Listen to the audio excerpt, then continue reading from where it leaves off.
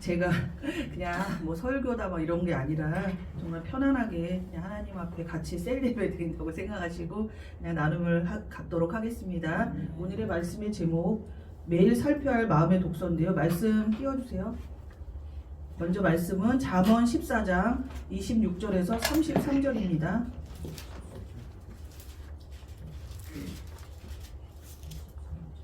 잠언 14장 26절에서 33절.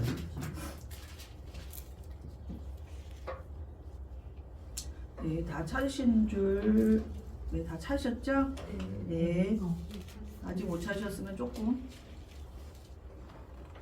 앞에도 이렇게 띄워져 있으니까 같이 보시면 되겠습니다. 잠언 14장 26절에서 33절 같이 봉독하도록 하겠습니다. 여호와를 경외하는 자에게는 경고와 노래가 있나니 그 자녀들에게 피난처가 있으리라. 여호와를 경외하는 것은 생명의 샘이니 사망의 유물에서 벗어나게 하니라. 백성이 많은 것은 왕의 영광이요 백성이 적은 것은 주권자의 패망이니라. 노하기를 더디하는 자는 크게 명철하여도 마음이 조급한 자는 어리석음을 나타내느니라. 평온한 마음은 육신의 생명이나 시기는 뼈를 썩게 하느니라. 가난한 사람을 학대하는 자는 그를 지으신 이를 멸시하는 자요 궁핍한 사람을 불쌍히 여기는 자는 주를 공경하는 자니라. 악인은 그의 환난에 엎드려져도 의인은 그의 죽음에도 소망이 있느니라. 지혜는 명철한 자의 마음에 머물거니와 미련한 자의 속에 있는 것을 나타나느니라. 이반 영어로 띄워주세요. 영어.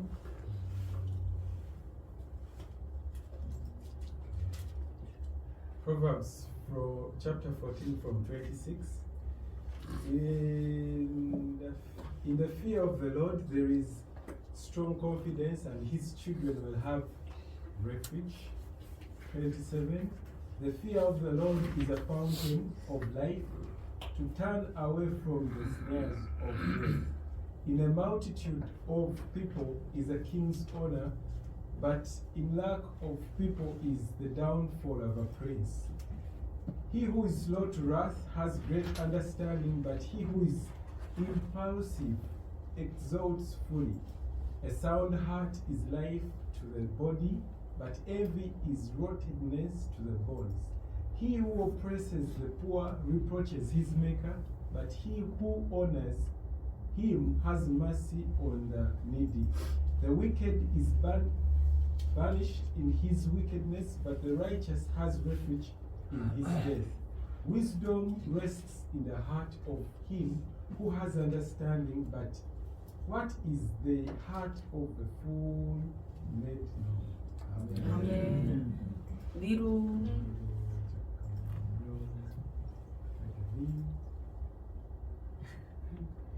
जसले परम प्रभुको भय मान्छ त्यसको सुरक्षित किल्ला हुन्छ र त्यसका छोराछोरीले जसले प्रभुको भय मान्छ त्यसको सुरक्षित किल्ला हुन्छ र त्यसका छोराछोरीका निम्ति यो एक सरल स्थान हुनेछ। परम प्रभुले भय जीवनको मूल हो, जसद्वारा मानिस मृत्युको पाँचोहरूबाट उम्कन्छ। प्रजाको ठुलो सङ्ख्याले राजा गौरवान्वित हुन्छ, तर प्रजा बिनाको शासक नष्ट हुन्छ। धैर्यवान मानिसको सम्झशक्ति अपार हुन्छ, तर गरम मिजाजको मानिसले आफ्नो मूर्खता प्रदर्शन गर्छ। शान्त हृदयले शरीरलाई जीवन दिन्छ, तर डाहाले हड्डी मक्काउँछ। गरिबलाई थिचोमिचो गर्नेले तिनीहरूका सृष्टिकर्ताप्रति अपहेलना देखाउँछ, तर दरिद्रलाई दया देखाउने परमेश्वरको आदर गरेको हुन्छ। आपत्ति आइपर्दा दुष्टहरूले को पतन हुन्छ, तर धर्मीले चाहिँ मृत्युमा समेत आश्रय पाउँछ। विवेकीको हृदयमा बुद्धिले वास गर्छ, मूर्खका वाजमा समेत बुद्धिले आफूलाई प्रकट गराउँछ। 아멘. 네. 한 주간 다들 평안하셨나요? 아멘. 네. 잘 지내셨죠? 저는 이제 그리고 제가 오늘 좀 천천히 하려고 하는데요. 항상 제가 좀 이렇게 빨리 말을 한다고 저희 엄마의 지적을 받아서 오늘 천천히 할 거니까 천천히 한다고 또 졸거나 딴 생각하시면 안 돼요. 네. 저는 사실 아시는 분도 계시겠지만 안 하던 학교폭력 조사관이라는 모르는 분야를 새로 추가하려고 하다 보니 바쁜 것도 있었고 영육간에 힘든 것도 있었는데요. 오늘 또 이렇게 살아있고 성도님들을 뵐 수 있다는 것만으로도 큰 은혜가 된 것 같습니다. 예수님을 만날 수 있도록 기회를 주셔서 올 수 있었고요. 각자의 삶에서 승리하시고 예수님을 붙들며 만나며 또 주일 예배에 나오신 여러분들을 환영합니다. 일주일 만이지만 전도사님과 사부님을 뵈니까 반갑고 건강하게 돌아오셔서 감사하고 또 예수님의 얼굴을 배운 듯하게 환하신 것 같습니다. 네, 오늘은 사실 전도사님이 선교지에서 간증도 많으실 거고 설교를 하셔야 하는데 멀리 선교차 다녀오시기도 했고 부족한 저에게 맡겨져서 사실 저도 여러 가지로 바쁘고 경황이 없어서 해야 되나 고민도 있었지만 순종하는 마음으로 섰고 또 그냥 셀 모임 예배처럼 하자고 섰으니 설교라기보다는 나눔한다고 생각하시고 부담 없게 들으셨으면 좋겠습니다. 자, 오늘 말씀은요. 성경은 우리가 잠언 말씀 읽었잖아요. 성경은 항상 자녀들에 대해서 복을 이야기합니다. 우리 세대가 잘못되면 자녀 세대가 방황을 할 것이고 자녀 세대가 치심을 받는다고 합니다. 그래서 우리 자녀들은 우리 신앙생활의 거울인 것입니다. 우리 자녀들이 방황하는 것, 어려움이 있다는 것은 부모님의 믿음의 시금석과 잣대가 될 수 있다는 것입니다. 성경은 항상 그렇게 말씀하고 있습니다. 잠언 우리가 읽어본 14장에서는 이렇게 말씀하고 있는데요. 여호와를 경외하는 자에게는 그 자녀들에게 피난처가 있으리라. 여호와를 경외하는 것은 생명의 셈이니 사망의 그물에서 벗어나게 하느니라. 백성이 많은 것은 왕의 영광이요 백성이 적은 것은 주권자의 패망이니라. 노하기를 더디하는 자는 크게 명철하여도 마음이 조급한 자는 어리석음을 나타내느니라. 평온한 마음은 육신의 생명이나 시기는 뼈를 썩게 하느니라. 아멘. 성경은 우리의 행동보다는 마음에 집중을 합니다. 우리 사람들은 눈에 보이는 행동에 집중하죠. 그래서 행동을 고치려고 노력을 많이 해요. 예를 들면 술을 마신다. 그러면 술을 끊자. 중독이 된다. 중독을 끊자. 문제 있는 행동을 하면 문제 행동을 하지 말라라고 지적을 하죠. 그러면 때로는 심각하면 감옥에 가기도 하고 또 우리를 고립시키기도 하고 그 행동을 교정하려고도 합니다. 그런데 성경은 그런 접근을 하지 않습니다. 성경은 보다 어찌 보면 한의학적인 접근이라고 할 수 있겠어요. 겉으로 드러나는 문제가 아니라 그 속의 근원을 바라보자는 거죠. 그 마음 속에 들어가 보자고 하는 것이 바로 성경 말씀입니다. 그래서 잠언에서는 계속 중요하게 여기는 것이 무릇 지킬 만한 모든 것보다 우리가 지키는 모든 그 어떤 것보다 마음을 지키라고 말씀하고 있습니다. 무릇 생명이 이로부터 남이라. 아멘. 마음속에 무엇이 있는가? 바로 이 마음속으로부터 생명이 나온다는 것입니다. 마음속에 무엇이 있느냐? 바로 죽음도 나올 수 있고 생명도 나오게 된다는 말씀이죠. 이 세상은 살인이라는 행동에 집중하지만 성경은 미움이라는 감정에, 마음속에 있는 분노라는 감정에 주목을 합니다. 우리가 행동으로 성적인 범죄를 일으키는 것에 대해서도 세상은 주목하지만 성경은 마음속에 있는 음란에 주목을 합니다. 여인을 보고 음욕을 품는 것에 대해서 생각해보면 기회만 되면 행동할 수 있다는 것이 바로 사람이라는 것이죠. 그래서 우리 중심을 무엇으로 채우느냐, 우리 중심 속에 무엇이 있느냐가 항상 살펴보는 노력, 이것이 우리를 축복되게 한다는 것입니다. 오늘 말씀 잠언에서는 여러 가지 좋은 말씀이 있지만 우리 마음을 여호와를 경외하는 마음으로 가져가는 것, 이것이 생명의 셈이라는 것입니다. 생명의 셈이라고 말하고 있습니다. 그 안에 셈이 솟아난다는 것이죠. 여호와를 경외하는 이런 마음, 주님을 사랑하는 마음, 이것을 갖는 것은 생명의 셈이 나온다는 것이라는 것입니다. 우리를 결국 이 모든 행동을 교정시켜서 죽음의 덫에서 우리를 건져내는 것이라고 말씀하고 있습니다. 자, 그리고 우리 마음에 화를 내지 않는 것은 큰 지혜이지만 성질이 급하신 분들 있죠. 이 성질이 급한 것은 어리석음을 드러낸다라고 잠언에 말씀하고 있습니다. 그래서 우리는 성질이 급하거나 속에 참지 못하는 그런 사람들 중에서 화를 좀 잘 내시는 분들이 있잖아요. 그러나 화를 낼 만한 상황이라고 해도 화를 참았다는 것은 무척 지혜로운 사람이라고 말씀하고 있습니다. 화를 무조건 참으라는 것은 아니고요. 화를 잘 다스리고 잘 표현한다는 것이죠.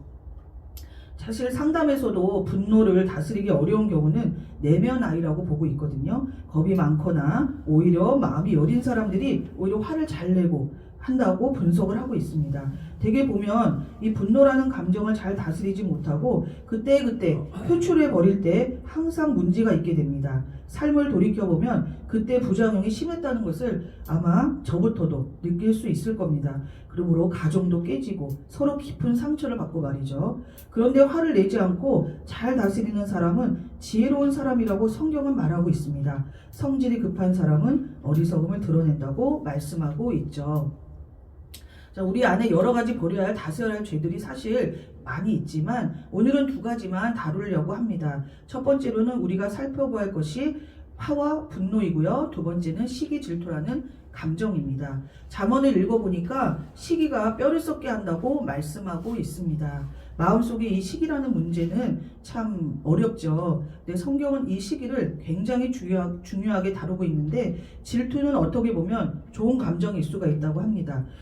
예를 들면은 우리 친구들 있잖아요. 주변에 학급에 아니면 그 학생들이 아니죠. 네, 우리 제가 청소년들을 하도 이제 만나다 보니까 이 친구들이 옆에 뭐 시험을 잘 보거나 예를 들면 아니면은 이제 주변에 이제 우리 집사님들이나 권사님들 중에서 잘 나가는 분이 이렇게 뭐 응답 받았네, 뭐 축복 받았네 할 수 있잖아요. 그러면은 나도 더 기도하며 믿음으로 가지고 나도 믿음을 가지고 나도 저렇게 축복을 받아야겠다 이렇게 하는 거는 사실 질투라고 할 수가 있어요. 그런데 이게 질투의 대상은 바로 나입니다. 그런데 반대로 시기는 어떠냐면요. 마음의 대상이 상대방이에요.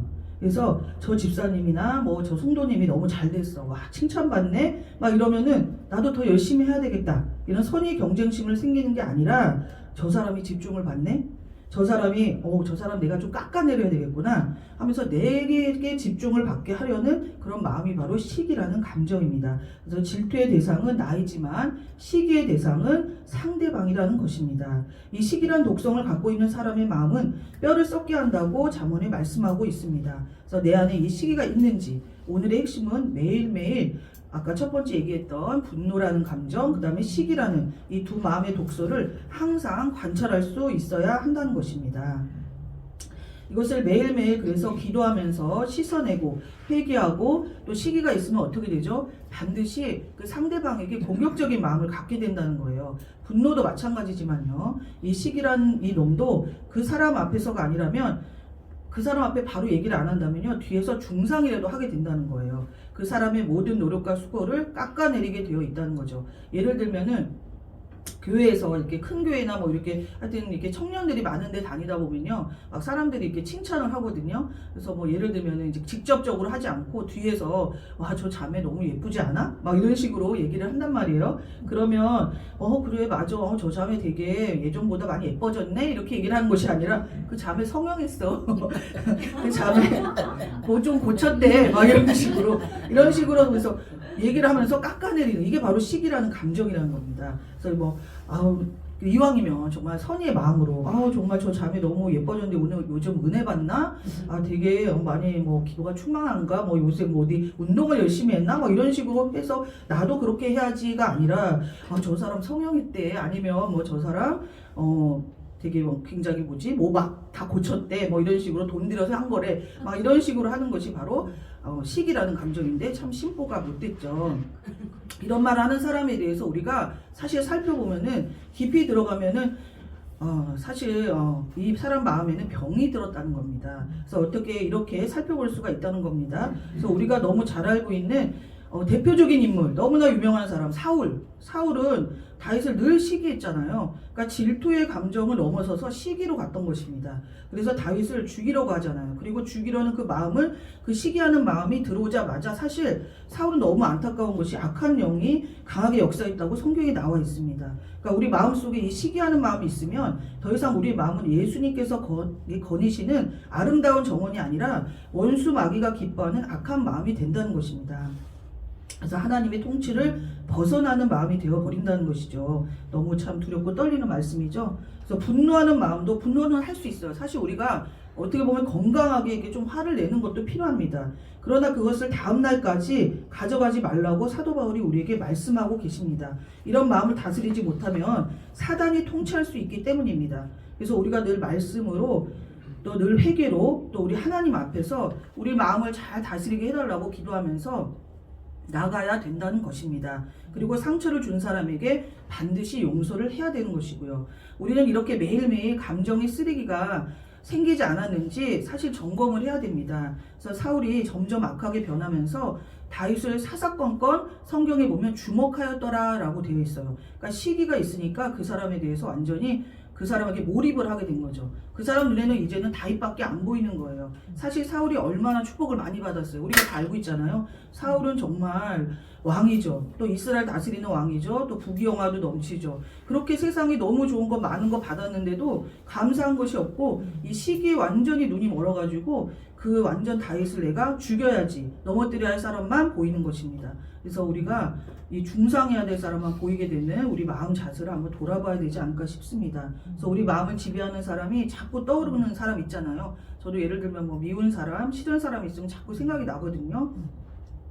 그 사람에게 치고 있는, 그 사람에게 내가 한마디로 지고 있는 상황이라는 것을 명심해야 될 것입니다. 그렇다면 이런 마음의 병에서 우리가 어떻게 고침을 받을 수 있을까요? 우리 마음이 왜 이렇게 분노나 시기가 사실 막 이렇게 나오냐면요. 물론 우리가 죄성이 있어서도 나오지만 사실 그 근원으로 안으로 들어가 보면 아까 우리가 성경은 근원을 얘기를 한다고 했죠. 인정받고 싶은 욕구가 있어서 그렇다는 것입니다.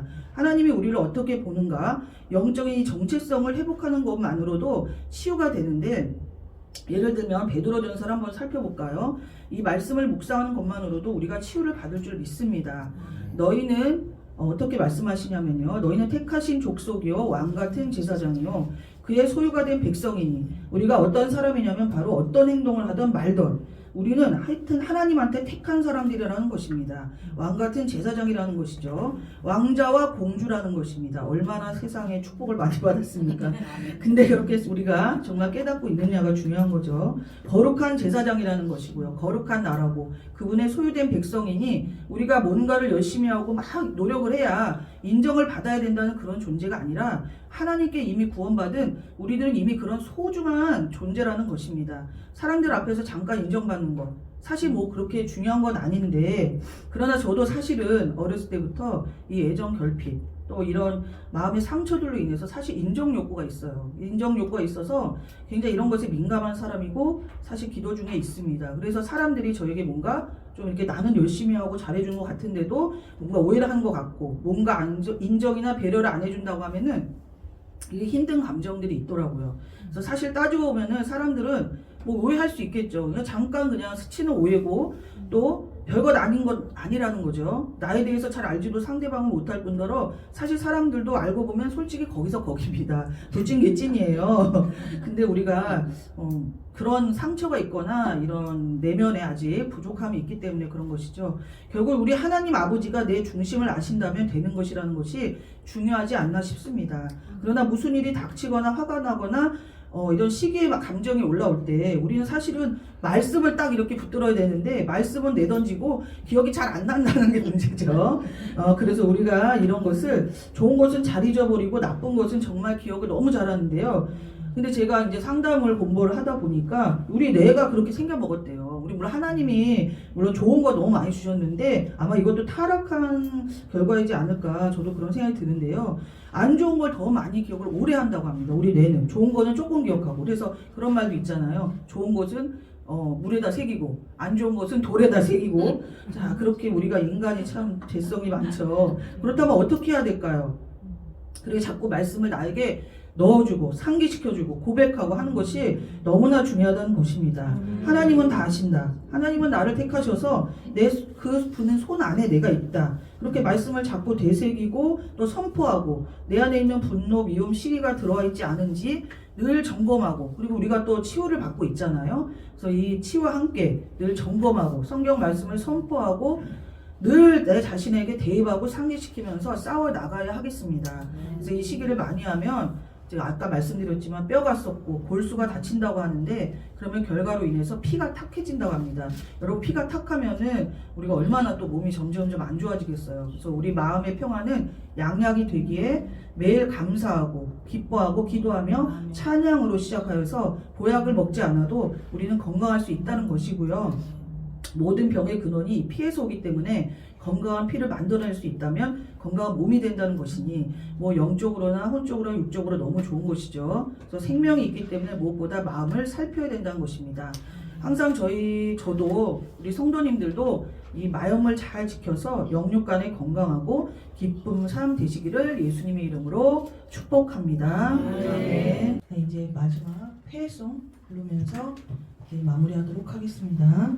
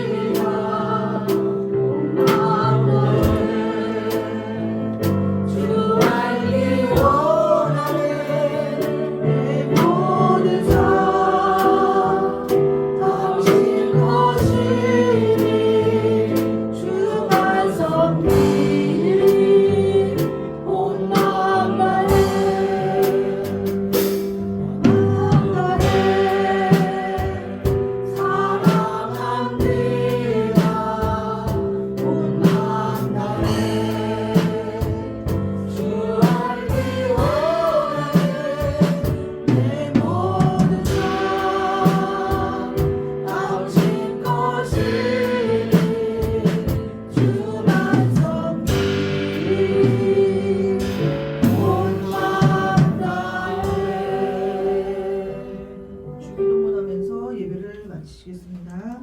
하늘에 계신 우리 아버지여, 이름이 거룩히 여김을 받으시오며 나라가 임하시오며 뜻이 하늘에서 이루어진 것 같이 땅에서도 이루어지라. 오늘날 우리에게 용할 양식을 주시옵고 우리가 우리에게 죄 지은 자를 사하여 준 것 같이 우리의 죄를 사하여 주시옵고 우리를 시험에 들게 하지 마시오며 다만 악에서 구하옵소서. 나라와 권세와 영광이 아버지께 영원히 싸움나이다. 아멘.